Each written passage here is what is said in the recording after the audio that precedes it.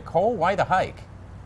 Jeff, that is an excellent question, and it's one even the experts are struggling to answer. If you take a look at the sign, you can see regular gas, $4.15 a gallon. He says it's much more likely that the current mayor, Tony Rosworski, will continue serving right here at City Hall for another term. This big sign, it's hard for drivers to miss. It's a reminder to slow down. Out here, you see the News Channel 18 air conditioners, and you can hear them humming away.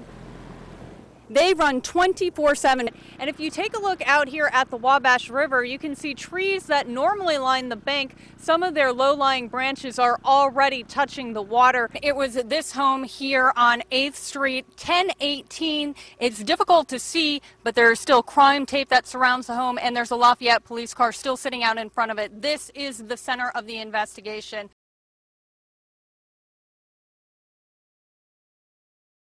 As you can see, the building, only a shell left here at All-American Awards on Glick Street in Mulberry tonight. I can still see flames shooting from the inside and, of course, smoke billowing out of the building. This is a mainstay in Mulberry, this business. It's an engraving business that did awards like trophies and plaques. Firefighters tell me they think that the flames started about 5 o'clock this evening, and they think they will be here all night long trying to make sure this fire is put out. 2 firefighters so far have been taken to the hospital because of heat exhaustion fighting this fire. We are trying to find out their condition. This fire so big you could see it from miles around. The smoke was visible from I-65. It billowed thick and black from the All-American Awards building in Mulberry. We were at McCutcheon High School. Just got done with my daughter's soccer practice, and we just saw smoke. It was the smoke that tipped off the owner of a neighboring business. Something was wrong. I walked around the building and checked all the doors, make sure nobody was still in there. I checked the windows. I didn't see anybody, so then I called 911. The black smoke quickly gave way to intense, bright orange flames. Another neighboring business owner says he couldn't believe how fast they devoured the building. Flames just pushed out everywhere. And like you said, the walls start coming down, and the building's pretty much destroyed. Here's video from a viewer who watched the flames eat through the building. The Madison Township Fire Chief says the fire began in the back of the building. Firefighters from surrounding locations rushed to help, but still, little could be done to put a stop to the flames. Crews from a place I haven't heard of. Perryville, there's I think about 8 different fire departments out here. Half the towns out here, most of the towns out here watching it. It's one of the biggest fires I've ever seen. All-American Awards has been a mainstay in Mulberry for 21 years. It's a place people who live in the town say is painful to watch burn. You just hate to see like this happen anywhere, no matter where you go. They have a bulldozer out here. If you can take a look behind me, it's trying to clear some of the debris that's out here in front of the building tonight. Of course, there are 2 questions that remain unanswered. First, what will happen now to this business, and also what caused the fire? Those flames burned the building quickly, but the answer to those questions will come much more slowly. Reporting live from downtown Mulberry and Clinton County, Niccole Caan, News Channel 18. What have you learned? Jeff, I learned it was a pretty major explosion that happened out here. Police say it happened about 9:10 tonight, and it was at 812 Brown Street. That's a home that's been converted into several apartments. The explosion happened in apartment 1. You can see here as firemen are leaving that apartment, they are hosing them down, scrubbing them, and washing them off. I talked to one man who lived in an adjacent apartment in the building with the explosion. He said that explosion was so bad that it knocked the blinds of his wall. Police also tell me there are no strangers to this residence. They were there in January for an overdose. If you're headed downtown, be careful. 9th Street at Brown is closed and blocked off with police and fire trucks, so you'll have to find a detour around there. But News Channel 18 will continue to follow this story and bring you more information as it becomes available. Reporting live from Brown Street in Lafayette, Niccole Caan, News Channel 18. If you can take a look at this hole over here in front of Jimmy John's on State Street in the Chauncey Hill area of West Lafayette, you can see it's covered with plywood right now, but it is quite sizable. And the driver that caused this damage had 3 times the legal limit of alcohol in his system when it happened.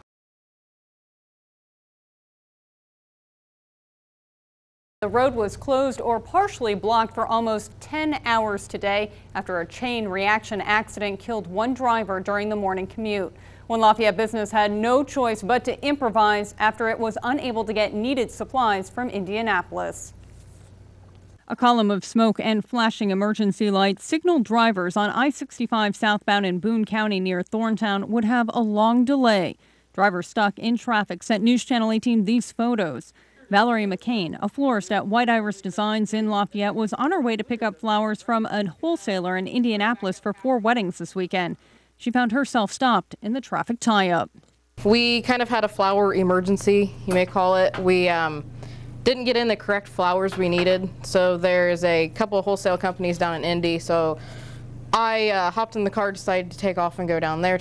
She never made it. This wreck closed I-65 for most of the day. The accident was in Boone County, but traffic was so far backed up, McCain's car was stopped in Clinton County. After an hour's wait, she made a decision. Realized it wasn't going to work for us.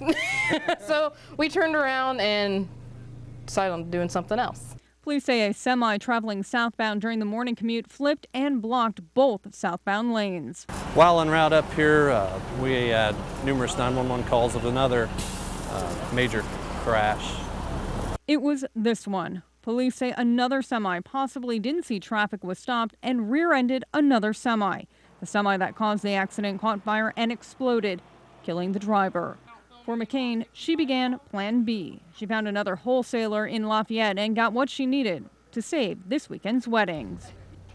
The southbound lanes of I-65 reopened about 3 this afternoon. Other drivers told me the delay caused them to miss or be late for appointments in Indy. Officers say they don't believe alcohol was a factor in this crash.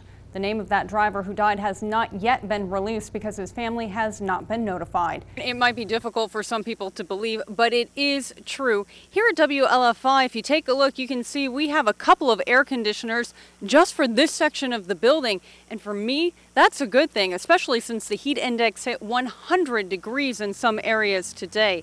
But for one family in Mulberry, they tell me for them, air conditioning, well, it's just not a priority. The temperature inside this 120-year-old farmhouse in Mulberry isn't much different from the temperature outdoors in the summer. If anything, it's a degree or two cooler. You sweat a little bit. It's not as bad as it sounds. I mean, everyone's like, how can you do it? But you get used to it. The Burkhalters have lived here for about 30 years. The family says they've acclimated to the heat, but still use a few tricks to keep cool. We use a lot of cross ventilation with windows and all, and then a few fans. The family also uses this covered patio as a kitchen in warm weather. I'll do as much cooking on the grill as I can. I do everything on the grill because you can do bread in the grill, you can do desserts in the grill. And sleeping in the sticky, stuffy weather isn't difficult at all for them. You work hard, get tired, go to bed, lay down, just shut your eyes. You don't touch one another. Turn on the fan. I have a fan that's on my legs, cools my legs down, and that's how I fall asleep. Adding central air into the home would mean major renovation work. The family talked about installing it, but has no immediate plans to have it added. We just haven't gotten around to it. It's not high on our priority list right now. After last week, it's a little higher, but it's not all the way up there yet. But the family will probably continue to brave the heat for the rest of the summer and wait for fall's first cool breeze. And that cool breeze, well, it could be quite a long time incoming. The heat index supposed to hit 115 degrees again later this week. Something all of us could use a little extra of right now. Money. The campground can cover operating costs, but a surprise expense could close its gate for good. The Jefferson Township Conservation Club is a secluded spot with 27 campsites next to the Oakdale Dam in Carroll County. Deborah and Harvey Bousman have camped here for more than a decade. I'm just hoping that we can come up with the money to be able to keep this place going. It's been such a well-kept secret for 50 years, it literally fell off the map for the state of Indiana. The person with the Department of Health was having lunch across the river and looked down and said, I see a campground down there, and I don't remember that being on my records. The Department of Health found the campground was not in compliance with state regulations. The club must now submit a plan of the campground to the state to remain open. That requires that we have a survey done by a licensed architect or engineer. Turns out, having a marker on the map is expensive. The total cost, $1,275. Money the club doesn't have. The cost to camp is $30 a family per year. Those fees pay for operating costs. The campground has until the end of October to come up with the extra cash. If it can't, the campground will only be allowed to operate 9 campsites. The Bousmans say losing the campground would leave many families without a low-cost getaway. A lot of families don't have the money to go to some of the other places, where here you just pay one fee for the whole season. There's a lot of people up here that camp every weekend, you know, and I know there's more than 9 campers that come up here. The club is trying to raise money among its members, but fears there won't be enough collected.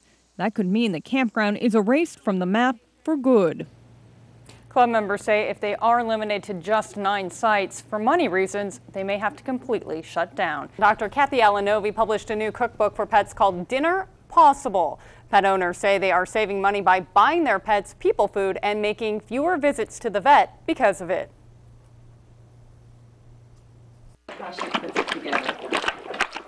The recipes are pet approved.